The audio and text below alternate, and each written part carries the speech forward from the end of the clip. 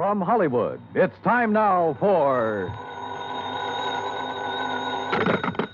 Johnny Dollar. Hillary Fuchs, Johnny. How's your time these days? Time to live, time to die, you know. What's up? A claim on a $100,000 policy. I want it investigated. 100,000? What kind of policy? Straight life. You sound worried. I am. I think we're going to be taken this time, Johnny.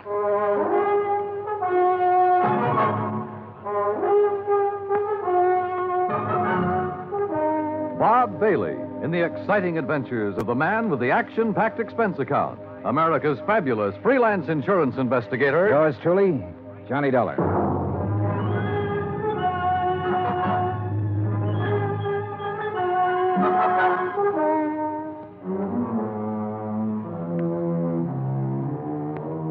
Expense account submitted by Special Investigator Johnny Dollar to Continental Insurance and Trust Company, 657 North Spear Boulevard, Hartford, Connecticut. The following is an account of expenses incurred during my investigation of the Desalles matter. I'd heard of Dave Desalles. I guess everybody in this country's heard of him at one time or another. Desalles Television, Desalles Radio, Desalles Electronics, Desalles Appliances, racetracks, theaters, Desalles this and that. But up until the time I talked to Hillary Fuchs about the case, I had never put a man behind the name.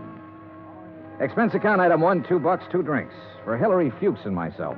We had them in his office out of my bottle over his desk. Just plain worn out with it. Stuck. Ooh, have some water. Oh. But I'll tell you this. I'm not going to make a present of $100,000 of stockholders' money to anybody. I wouldn't do that either. Drink your drink. Here's to war. Salute. Now, while that's settling, maybe you'll settle down and tell me what it's all about. Dave Desalles. Know him? I've heard the name, yeah. Well, he's dead. Drowned 4 days ago out on the coast. So? Did you ever see our K policy series? I've heard of it. Well, the premium's about triple a normal life policy. It's designed only for people with big money. Sure. But it's got a feature that makes those people with money look at it a long time. Uh-huh. This clause isn't anything more or less than the old accident clause paying double indemnity. Broken down, we aren't taking much of a chance. The incident statistics are with us. All right, I'll look it up if I need it. Okay. 3 months ago, we insured Dave Desalles on one of those K policies.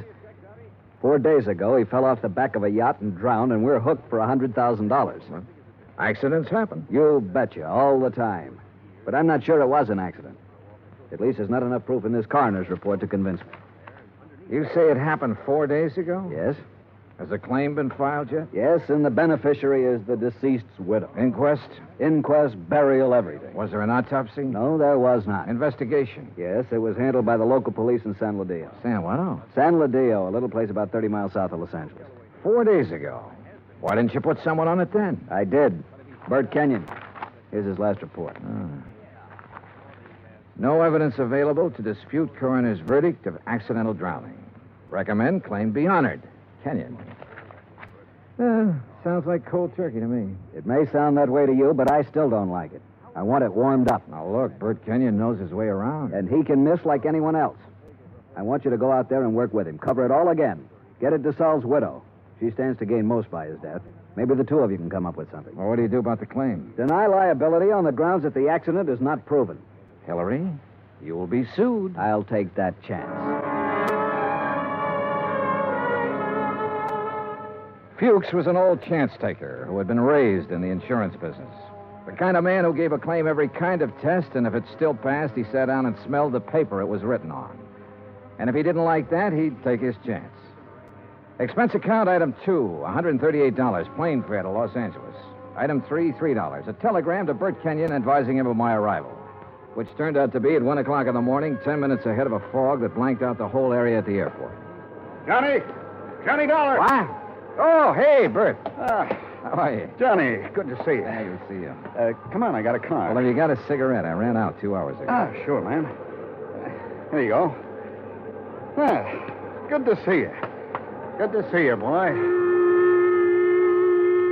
The last time I saw Bert Kenyon was July, a year ago, in Dayton, Ohio. He was there working on an arson claim for the National Underwriters. Before that, I'd run into him in Denver, Portland, and Chicago. And we'd worked together for 2 weeks in New Orleans on the San Antonio case. He sent me a Christmas card every year. I sent him one. We were as close and as far apart as two friends can be. When I saw him this time, he looked tired and thinner. And he lit one cigarette after the other. You'll like San Ladillo, Johnny. Yeah? How's the hotel? Oh, old Spanish job. Big rooms, fireplaces, smells kind of damp all the time. You get used to it. Are you tired? Yeah. Well, tell me about the claim, Bert. Nothing to tell. Routine so far. Oh, Fuchs was pretty worried about it. He doesn't like the coroner's report. Ah, you know, Fuchs, worry. That's what he gets paid for. Oh, that's what we get paid for, too. Okay. On the face of it, I'd question the claim right away. Just on the 3 months period alone, I'd question it. You still think it was an accident? I think we should pay up and shut up. I'd like to have met this DeSalle guy, Johnny. Stocks and bonds and pretty blondes. He sure had 'em all. Wait till you meet Mrs. DeSalle. Wait till you see the layup. Boy. And Fuchs worrying about a $100,000 claim. Do you know how much DeSalle's widow is worth? $8 million. $100,000 means about that much to her. Not that much. Peanuts. You want to hear something funny? Real funny? Go on. DeSalle bought that policy one day at the racetrack at Del Mar. Yeah, because an insurance broker gave him a tip on a horse. Yeah. I can just see Fuchs worrying about his $100,000 and finding out about that part. How did you find out about it? Mrs. DeSalle, she told me the story. What about her? Now, what about her? She's the beneficiary. Well, I told you, $100,000 doesn't mean a thing to her. Why would she kill him for $100,000? Why not? Fuchs sent you out here to take over because he thinks I lost stuff, didn't he, Johnny? He sent me out to see if I could give you a hand. He wants us to cover the whole thing again. Wouldn't kid an old pal, would you? I'd never try, Bert. I bet you wouldn't. I just bet you wouldn't. In another 10 minutes, we were in San Ladillo, a sprawling little town built around a natural harbor. The houses looked expensive, the boats even more expensive. Kenyon pointed out one house on a hill, a 3-story affair with an acre or so of lawns around it. He explained it was the DeSalle home. I checked into the San Ladillo Hotel and got a good night's sleep. Next morning, Bert Kenyon and I went over to the statements of everyone who had been on the yacht the night DeSalle went overboard. Then we went out and interviewed everybody again, including Mrs. DeSalle. It's getting awfully dull. You understand we have to do this. All right. Dave and I were having drinks with a few friends. He said he felt like getting a little air. He went up on deck. A few minutes later, someone was looking for him. Mr. Burke. It might have been. Well, that's what's on your statement. All right. Mr. Burke. We couldn't find Dave, and then I remembered he was on deck. We went up there and saw his hat floating on the water. We looked around. We didn't see him. I sent one of the crew to call for help. They fished him out an hour or so later. You were never on deck until then? No, I wasn't. Who were they? You said they fished him out. Police. Someone. I don't know. There were a lot of men. They tried to give him artificial respiration. Well, what did you do? I watched. What else was there to do? Hard thing to watch, Mrs. DeSalle. Your husband just drowned. Yes. Yes, it was. Is that all? Yeah. That's all.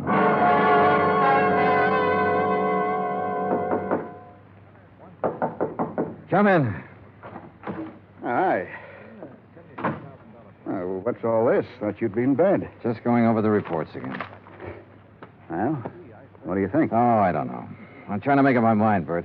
About Mrs. DeSalle, the way she looks, the way she acts. I told you she was something. Yeah, sure. 50 men would sell their souls to be tied up with her one way or another. She had help, Bert. What? She had to have help to kill him.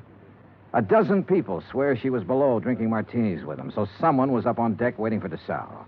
What have you got to go on? DeSalle swam the English Channel 20 years ago. He should have been able to swim 20 feet to a gangplank. Drunk or sober, he should have been able to do that. I knew about that swimming business. Expert swimmers drown all the time. We both know that. What else? Well, why didn't somebody hear him yell? Maybe he didn't. Everybody lets out a yell in a situation like that, falling or in the water. There were a dozen people aboard. One of them should have heard him yell. Yeah, I guess you're right. All right, suppose he didn't yell. But suppose this coroner made a mistake about the bruises on the side of his head. Suppose they happened before he went over the side. It'd be hard to prove now, Johnny. Oh, look, she's got a boyfriend somewhere, Bert. She had to have one. The servants can be gone over. Somebody at the house has seen him. He's called her, sent her messages. He's our boy. We can bring him out in the open. We'll get help from Los Angeles. We'll call the legal department and get them busy. Get permission to exhume the body and have an autopsy. We'll bring... What? Let this one go, huh? What? Drop it. It's just lousy enough to get by, Fuchs. We got a good case, Bert. I know. I've known it all along, Johnny. A sellout? Mrs. Desalles offered me the whole 100,000. The whole 100,000, Johnny, to let it get by. Who helped you do it? I don't know. I wasn't interested anymore when she came up with the offer. Look, what does Desalles mean to you and me? Nothing. He had a whole life, the best it could give him. We can't bring him back. I'll split the 100,000 with you, Johnny. We'd have a little chance for some things, too. Johnny? Bert. No deal? No deal. You're a good dick, Johnny. Stand up. Oh, put that thing away. I've been looking a long time for a mark like this. Now you've lost it up, and I have to beat it. Turn around. Bert. So long, Johnny.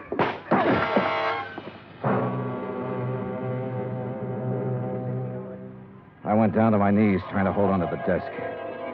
I saw him stand there a minute, like he might want to help me. And then he was gone.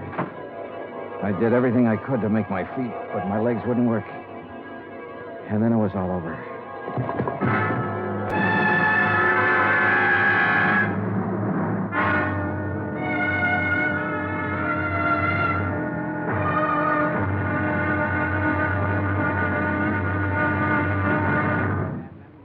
Act two of yours truly, Johnny Dollar, in just a moment.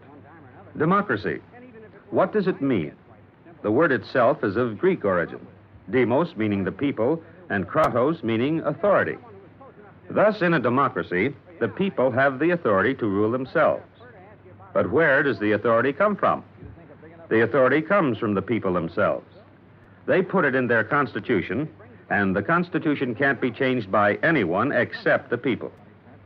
That puts the supreme power of the government of a democratic country right in the hands of the people, and the people elect their representatives to run the government. In that manner, democracy gives everyone equal representation in the government. Democracy provides mankind with its greatest legacy of freedom. Now, Act two of yours truly, Johnny Dollar, and the Desalles matter.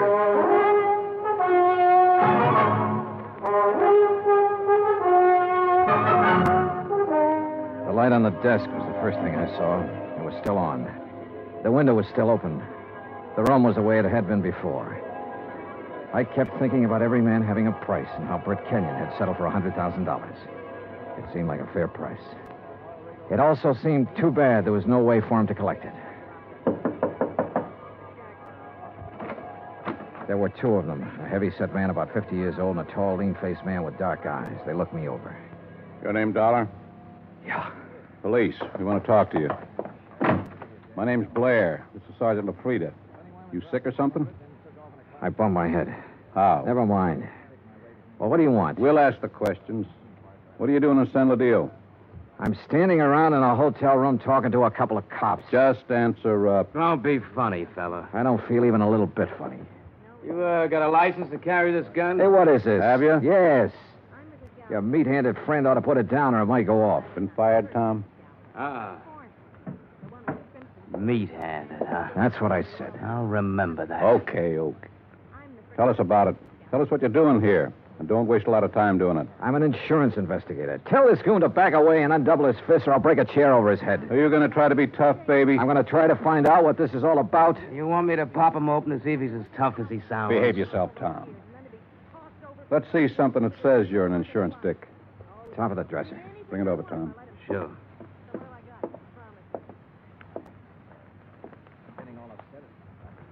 Yeah. Yeah. Okay. Now tell us what you're doing in town. The Desalles case.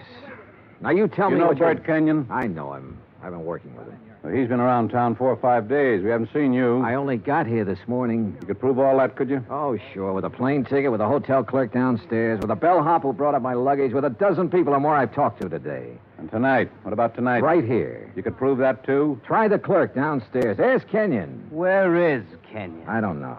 You ought to know. Why don't you sit down, Tom? Okay. Now, when did you see Kenyon last? A couple of hours ago. Now, tell us what you talked about, and don't forget anything. We talked about the Desalles case. Kenyon have something new on it? No. Don't hold out on me, boy. This is police business. Tom here's pretty edgy for a cop, but I'll turn him loose on you if I have to, because I haven't got a whole lot of time to waste being sweet. Tom worries me to death. One more minute. Just one more minute is all I'm going to take off this guy. Oh, shut up. I'll ask you again, Dollar. What's new on the Desalles case? What did Kenyon tell you?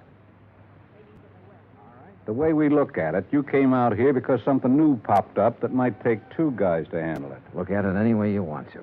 Blair, you going to take this stuff? Never mind. Okay. Get your hat and coat, Dollar. We're going to see a fella. Not unless I know why. And I mean that. Dollar, your buddy's been killed. What? Kenyon. Somebody shot him up an hour ago.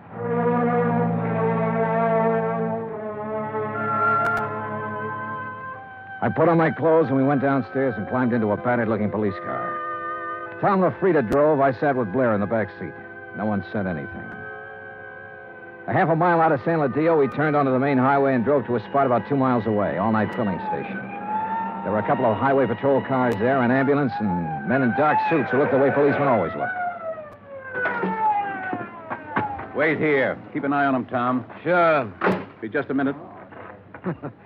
He's a soft old gink. I suppose you're hard. I know how to handle pinballs like you. Before we're through, you and me, we'll have it out. Okay, Dollar. Get out. Yeah, sure. Tom, put the spotlight on him. Okay. Good. Now, Posey. Posey, take a good look at this man. You ever seen him before? No? Look good. Take your time, boy.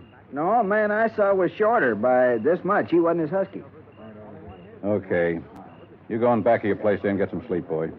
That all? There'll be more by morning. Go along now. Sure. Night. What was all that? Tom, get out. You stick Sure. around here with Dick and Wally.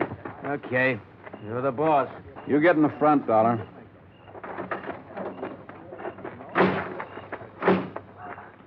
You're lucky Posey didn't recognize you. I suppose I am. Why? An hour ago, Posey's pumping gas. He hears 3 or 4 shots off in the dark. Then a car starts up and gets out of there real fast. Then Posey sees your pal Kenyon stagger out across the highway, full of lead. Kenyon drops dead right in front of the station. That's him they're mopping up now. We had half an idea you might have been the man beaten in the car. That's a dumb idea. Yeah, he was shot close up, like it was somebody we were just standing talking to, an old friend. You're an old friend of his. Blair, you got it all wrong. Huh? We haven't been friends for 3 hours. His full name was George Blair. He'd been on the Los Angeles force 12 years. Then they retired him at half pay when a holdup man shot off part of his right foot. He'd taken the San Ladillo job because it was the only police force he could find that would take a man who limped more than a little. Expense account item 4, 20 cents coffee for Lieutenant Blair and myself. I don't know. Maybe we went at you the wrong way in that hotel room. That's my fault. But a man's been murdered, and I get excited about things like that. I don't blame you. No hard feelings. No. As long as I don't have to do business with your boy, Tom. Yeah, I got Tom LaFrida and 3 other boys. None of them worth the press in their pants. I need help, darling. What? This town's popping open tonight. Your buddy got it. It's tied in with this Desalles thing somewhere. You're sure he didn't have anything new for you? No. You wouldn't want to tell me about that bump in your head, would you? Not right now, no. My boys are so green, they tromped all over the boat the night DeSalle drowned. They loused up anything that might have helped me to find out how he went over the side. They banged his head against the dock a few times, bringing him in. I couldn't tell if the bruises were there before or after he was in the water. You don't think DeSalles was accidental? I was murdered. She had somebody do it. Well, why didn't any of that come out in the coroner's report? My coroner runs a drugstore when he isn't being a coroner. If you feed him enough scotch, he'll tell you whether somebody's dead or not. He don't know from nothing. You know, the thing that kind of got me was this Kenyon. He went along with that coroner's report. I know that. You both know that. All right, I'll lay it on the line. I need help, Dollar. If I'm going to get anything done, find out who killed Kenyon, and get at this DeSalle thing, I need help. All right, I'll help you. I was hoping you'd say that. More coffee? No. Dollar. What? You can start by telling me about that bruise in your head. Kenyon. He sold out, did he? Yeah. To Mrs. DeSalle. He covered up for her in the reports he sent in. A man back in Hartford got suspicious and sent me out to make a recheck. Yeah, I guess something like that. No dummies, those claims men. Look, who'd he say was in on it? He didn't say. I don't think he really knew. At least not any more than you and me. No wonder you didn't want to talk up that kind of news. Kind of hurts, doesn't it? Like having a bad cop around. You should know. I know. Well, how do you feel? Mister, I feel lousy. A friend of mine's been shot. What's more, he died a bum. Well, I'm talking about dropping in on people while the smoke's still hanging around. Mrs. DeSalle? Yeah. Let's go. It was about 6:45 in the morning when we left the diner. By 7:30, we were winding up the driveway to the DeSalle mansion overlooking the ocean. Claire mumbled things about the fog lifting and what a nice day it would be. I smoked cigarettes and looked and watched the contented smile he kept on his face. Well, what do you know? Tommy LaFrida's car. Well, what does that mean? Well, let's find out. Tom was off duty at 6 o'clock, as far as I know. I told you it was going to be a nice day. Yeah, you did it then.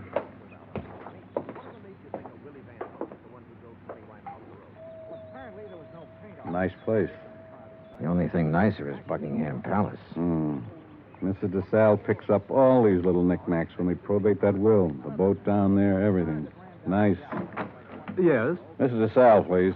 At this hour of the morning. She's still asleep. We kind of guessed she might be in bed. You tell her the police are here and want to talk to her. Police? Now, you got it. Yes, sir. Just a moment. That's you, Blair? Hello, Tom. I'm waiting to see her, too. Thought she might have a little something to say that'd help in that Kenyon killing and be willing... You remember Mr. Dollar? Mister? That's what I said, Tom. What is this? He's giving me a hand. You trust him. Better than I do you. Kind of a crack is that? No crack. Just that you're always talking when you ought to be listening. Besides that, you've been drinking again. Go on, get your hat and get out of here. Don't I just gave you an order. Beat it. Okay. He'd like to kill somebody, that bird. I'm not so sure he didn't. You got a gun in that coat? No. Take mine. What? I don't like him being here. It just came to me. He was the first one down at the dock the night DeSalle got it. The first one. Her boyfriend? Could be. I can't awaken Mrs. DeSalle. You'll have to come later. Well, we'll handle that part. Which room is hers? But you can't come in here Which like this. room? Top of the stairs, the first door. Well, you run along and buy yourself a cup of coffee. Come on, Dollar. You can't go up there at this hour of the morning and break in on her. Mrs. DeSalle. No. Hey, get the light switch. Yeah. Come near me, please. Don't come near me, please. Please. Oh, please, I won't tell. I won't tell anyone. Mrs. DeSalle, I just... Beaten up. Good Lord. Please. Oh, please don't. Look, Mrs. DeSalle, we aren't going to hurt you. Tell us who did this to you. Tell us why. Tom LaFrida? Was it Tom? Tom helped you get rid of your husband, is that right? We know that's right.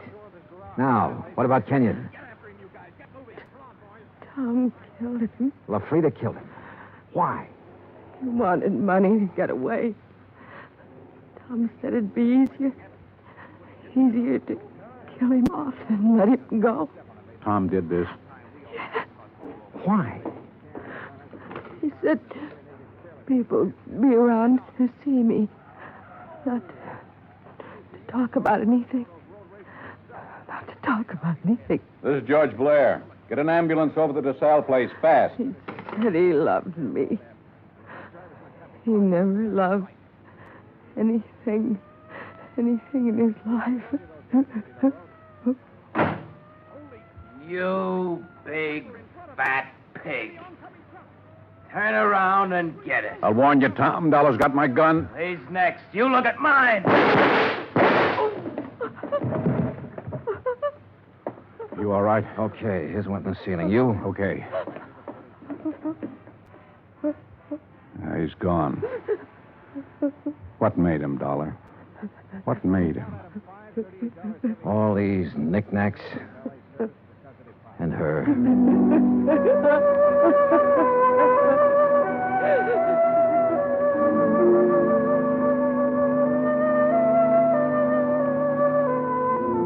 Expense account item 5, $25. One phone call to Hartford. I told Hilary Fuchs the whole story, and he promised to send out the necessary legal aid. Item 6, $10. Flowers for Bert Kenyon. Item 7, $2. One drink. To one good cop with a bad foot. The drink cost $1. The glass cost $1. The drink for the good. The smashed glass for the bad. Oh, yeah, it was hammy, but it made me feel... Expense account total, $416. Remarks, none. Yours truly, Johnny Dollar.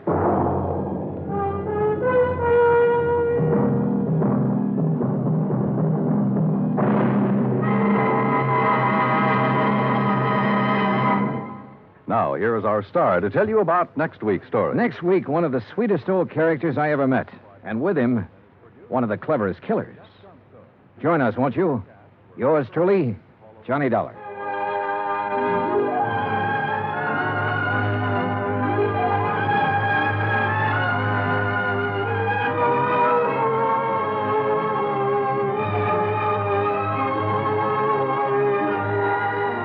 Yours truly, Johnny Dollar, starring Bob Bailey, originates in Hollywood. It is written by John Dawson and is produced and directed by Jack Johnstone. Heard in our cast were Virginia Gregg, Harry Bartell, John Stevenson, Will Wright, James McCallion, and Ben Wright. Musical supervision is by Amerigo Marino. Be sure to join us next week, same time and station, for another exciting story of yours truly, Johnny Dollar. Dan Cubberly speaking. Johnny Dollar has come to you through the worldwide facilities of the United States Armed Forces Radio and Television Service.